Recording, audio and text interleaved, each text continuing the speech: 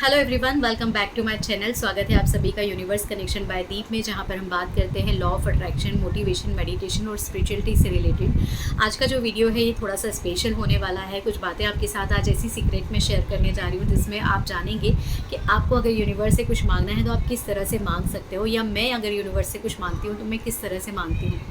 आप में से वो लोग जो मेरा लाइव सेशन देखते हैं या फिर जो मुझे फॉलो करते हैं उनको पता होगा कि मैं मोस्टली वीडियोस में बोलती हूँ कि मैं अगर यूनिवर्स से कुछ मांगूँ तो वो मुझे ज़रूर मिलता है। और आज भी मैं आपसे यही बोलूँगी कि मैंने अगर यूनिवर्स से कुछ मांगा है तो वो चीज़ मुझे ज़रूर मिलेगी।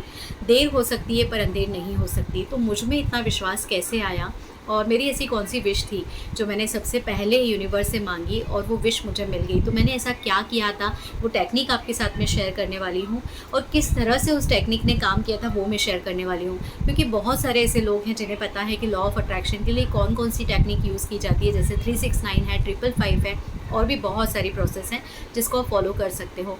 लेकिन अंदर से जब तक विश्वास नहीं होता किसी चीज़ को करने के लिए, तब तक वो उस तरह से काम नहीं करती। तो ऐसा क्या था जो मेरी विश जो है वो पहली बार में ही पूरी हो गई थी? क्या मैंने उससे पहले कुछ स्टडी की थी या मैंने क्या किया था, वो मैं आज आपके साथ में शेयर करने वाली हूँ।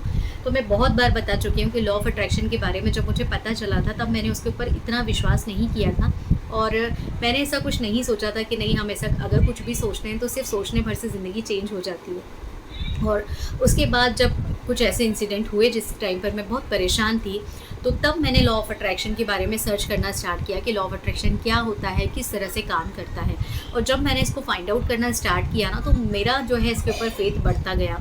और ऐसा नहीं है कि मैंने सिर्फ एक दिन पढ़ा और मुझे इसके ऊपर विश्वास हो गया। मैंने बहुत सारी सक्सेस स्टोरीज़ पढ़ी हैं, बहुत सारे भी ऐसे चैनल्स होते हैं जो लॉ ऑफ अट्रैक्शन के बारे में बताते हैं, उनको ना मैंने पूरी तरह से देख लिया था। सारे चैनल को मैंने फाइंड आउट कर लिया था और जितने भी मुझे वीडियोज़ ऐसे लगते थे कि ये वीडियो मेरे काम का है, वो वीडियोज़ मैं ज़रूर देखती थी।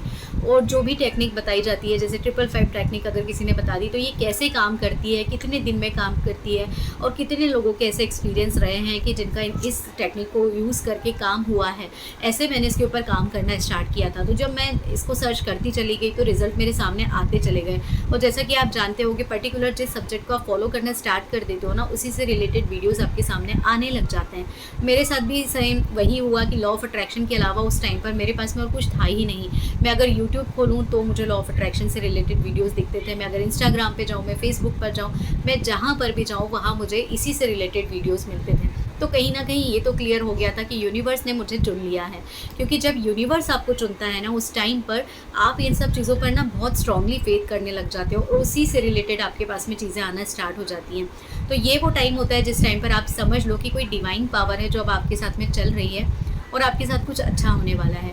तो मेरे साथ भी कुछ अच्छा होने वाला था। तो मैंने सोचा कि अच्छा अगर होने वाला है तो मेरी जो इच्छा है ना वही होना चाहिए, जो मैं चाहती हूँ सबसे पहले वो मिलना चाहिए। तो मेरी विश ये थी कि मेरी शादी को 7-8 साल हो गए थे और मैं हस्बैंड के साथ कहीं भी ऐसे अकेले कहीं बाहर नहीं गई थी। फैमिली के साथ तो जाना हुआ लेकिन अकेले कहीं नहीं गए थे। तो मेरी यही इच्छा थी कि हम कहीं पर भी जाएं और हम दोनों अकेले जाएं, मतलब।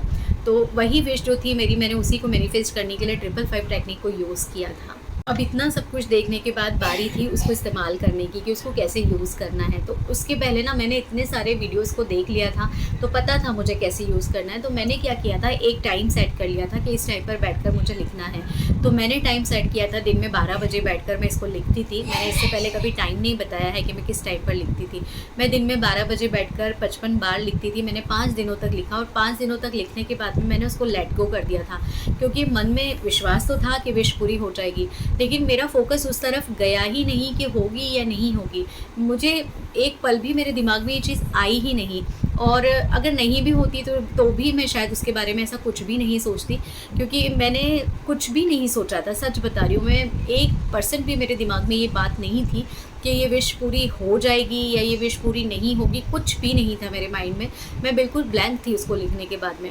लेकिन 6-7 दिनों के बाद में, और 6-7 दिन भी शायद मैं ज़्यादा बोल रही हूँ, 4-5 दिनों के बाद में ही ऐसा हुआ कि मेरी एक बहुत अच्छी फ्रेंड है और हम लोग सेम प्रीमाइसेस में ही रहते हैं। तो वो हमारे घर पर आई और ऐसे ही कुछ डिस्कशन स्टार्ट हुआ कि कहीं घूमने जाने का प्लान करते हैं। और उस टाइम पर अचानक उदयपुर जाने का डिस्कशन हुआ। और फिर ऐसा हुआ कि मेरे हस्बैंड उस टाइम पर तो बिल्कुल भी इंटरेस्टेड नहीं थे, लेकिन बाद में ईश्वर की ऐसी कृपा रही कि सेकेंड डे ही टिकट की बुकिंग हो गई और जाना हमारा डिसाइड हो गया कि हाँ हम लोग जा रहे हैं। वो मेरी फ़र्स्ट ट्रिप थी जो मैंने अपने हस्बैंड के साथ, मैं अकेले में गई थी, मेरी फ्रेंड थी, लेकिन हाँ मैं और मेरे हस्बैंड थे, फैमिली का कोई भी पर्सन नहीं था, सिर्फ मेरा बेटा था मेरे साथ में और मेरी बेटी थी। तो बस हम लोग 4 लोग थे और मेरी जो फ्रेंड है उसकी फैमिली और उसकी गुड़िया थी, बस हम लोग इतने ही लोग थे। जब ये विश मेरी पूरी हो गई तो फिर मुझे ऐसा लगा वाओ यार विश तो पूरी हो गई, मैंने तो ऐसा कुछ सोचा ही नहीं था। मैंने तो बस रैंडमली ऐसे ही सोचा कि चलो ये वाली विश के ऊपर काम करना स्टार्ट करते हैं और विश मेरी पूरी हो गई। तो मैं आपको बस यहाँ पर यही बताना चाहूँगी कि जो आउटकम होता है ना उससे डिटैच हो जाओ आपको जो भी विश है। और दूसरी चीज़, जब आप किस यूनिवर्स से कुछ भी मांगते हो तो आपको पूरी तरह से ना क्लेम करना है कि ये चीज़ मेरी है और मुझे चाहिए। मैंने बिल्कुल क्लियरली बोल दिया था उस वक्त, क्योंकि जितना मैंने सुना था लॉ ऑफ अट्रैक्शन के बारे में, मैंने क्लियरली बोल दिया था कि मुझे मेरे हस्बैंड के साथ जाना है और मुझे जाना है, मैं कुछ नहीं जानती कब जाऊँगी कैसे जाऊँगी, सब कुछ आपको प्लान करना है।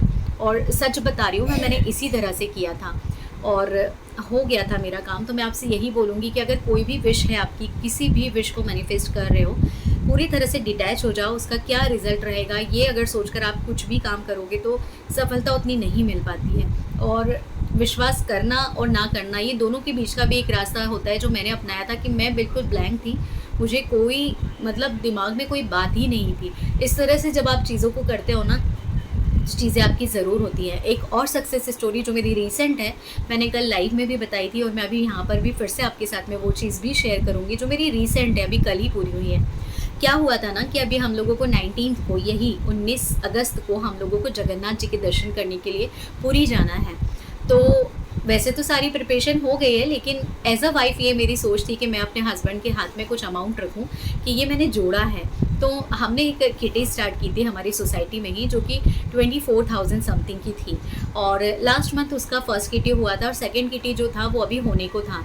तो उसी किटी में ना कुछ मेंबर्स ऐसे भी हैं जो कि साइलेंट मेंबर्स हैं, जो कि ना तो पार्टी लेंगे और ना पार्टी देंगे।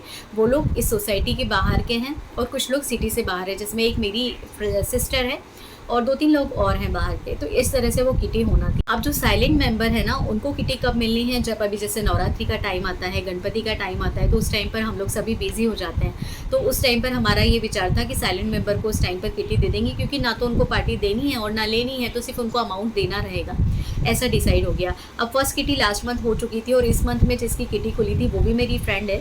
तो मैंने जस्ट ऐसी इन जनरल उनसे कहा था कि अगर आपको ऐसी ज़्यादा ज़रूरत ना हो तो आप ये अमाउंट मुझे दे दें, जब मेरी किटी रहेगी तब आप ले लें और इस मंथ में मैं किटी दे देती हूँ। तो लेकिन उनको भी ज़रूरत थी और सबको अपनी अपनी ज़रूरत होती है, तो उनकी बातों से मुझे ऐसा लगा, तो मैंने ज़्यादा फोर्स नहीं किया। यूनिवर्स पर मुझे पूरा भरोसा था कि कहीं ना कहीं से व्यवस्था हो ही जाएगी। उसके बाद क्या हुआ ना कि इस महीने किटी पार्टी हो नहीं पाई, क्योंकि राखी का टाइम था और राखी भी इस मंथ की स्टार्टिंग वीक में ही थी, सेकेंड वीक में थी, लेकिन सभी लोग बिजी थे। अब राखी के बाद में जब सब लोग आए हैं तो कोई लोग अभी आए हैं और कोई लोग अभी 15 अगस्त के बाद में आने वाले हैं, तो ऐसे ये मंथ भी पूरा जा रहा था। 19 से मैं बाहर हूँ और फिर मैं भी 24-25 तक आने का है। तो ये पूरा महीना ऐसा चला गया जिस टाइम पर किटी पार्टी ऑर्गेनाइज नहीं हो पा रही थी। और हम लोग का ऐसा प्लान था कि 2-1 मेंबर भी अगर बाहर होते हैं तो फिर किटी पार्टी नहीं करेंगे, कोशिश यही रहेगी कि जितने भी लोग हैं सब लोग हों तभी पार्टी हो। ऐसे करते करते करते जो पार्टी की डेट है वो डिसाइड हुई 30 तारीख की। तो मैंने एक ये सजेशन दिया कि जब 30 तारीख को ही किटी जा रही है तो ये मंथ तो हमारा पूरा खाली जा रहा है, तो क्यों ना इस मंथ में हम किसी साइलेंट मेंबर को किटी दे दें। तो सबको ये आइडिया मेरा ठीक लगा और फिर डिसाइड हुआ कि चलो साइलेंट मेंबर की किटी ओपन करते हैं। अब साइलेंट मेंबर में एक मेरी सिस्टर भी थी।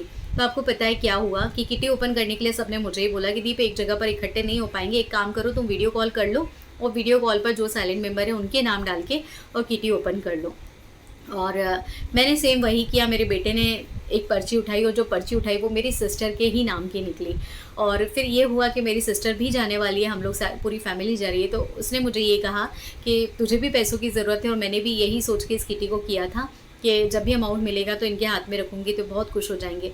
तो अभी हम जगन्नाथ जी जा रहे हैं तो मैं भी आधा अमाउंट इनको दे देती हूँ, आधा तू रख ले, जब तेरी किटी खुलेगी तब तू मुझे दे देना। तो इस तरह से हमने एक दूसरे को आधा आधा डिवाइड कर लिया उस अमाउंट को और एक दूसरे को दे दिया और इस तरह से व्यवस्था हो गई। तो देखा आपने, जब आप उस यूनिवर्स पर विश्वास रखते हो, उस भगवान पर विश्वास रखते हो ना, तो कहीं ना कहीं से व्यवस्था हो जाती है। तो यही रीज़न है आपके साथ में सक्सेस स्टोरी को भी शेयर करने का। सक्सेस स्टोरी तो मैं इसको क्या बोलूँ, क्योंकि मैंने कोई टेक्निक फॉलो नहीं की थी, लेकिन जो मेरा विश्वास था उसके बेस पर ये जो काम हुआ है वो मैं आपके साथ में शेयर कर रही हूँ कि आप सच में अगर यूनिवर्स पर फेथ रखते हो और कुछ भी अगर आप चाहते हो तो वो आपको ज़रूर मिलेगा, ज़रूर मिलेगा। सिर्फ़ और सिर्फ विश्वास रखो और जो भी आपकी आउटकम से जो आप अटैच हुए पड़े हो ना, उसको पूरी तरह से डिटैच हो जाओ उससे और छोड़ दो सब कुछ यूनिवर्स पे। सब कुछ हो जाएगा जैसा आप चाहते हो, बिल्कुल सही टाइम पर आपको वो चीज़ें ज़रूर मिल जाएंगी। तो उम्मीद करती हूँ कि मैंने ये जो दोनों सक्सेस स्टोरी आपको बताई है, इससे आप ज़रूर इंस्पायर होगे और आपको अच्छा लगेगा। आप भी उसी तरह से फिर सोचना स्टार्ट कर दोगे। अगर आपको ये मेरी जो मैंने स्टोरी बताई, इसे कहीं पर भी आपने कनेक्शन फ़ील किया हो कि हाँ आपके साथ भी ऐसा ही हो जाएगा, तो आप यहाँ पर ज़रूर लिखना कि आई बिलीव ऑन यूनिवर्स। इस तरह से यहाँ पर कमेंट सेक्शन में आप ज़रूर लिखना। और वीडियो अगर पसंद आया तो इस वीडियो को लाइक करना, चैनल को सब्सक्राइब कीजिएगा और ज़्यादा से ज़्यादा लोगों में आप इस वीडियो को भी शेयर करना और चैनल को सब्सक्राइब करने के लिए भी अपने जो भी परिचित हैं उनसे ज़रूर बोलिएगा। तो मिलती हूँ अब नेक्स्ट वीडियो में, तब तक के लिए thank you so much, thanks for watching. आपका दिन शुभ रहे।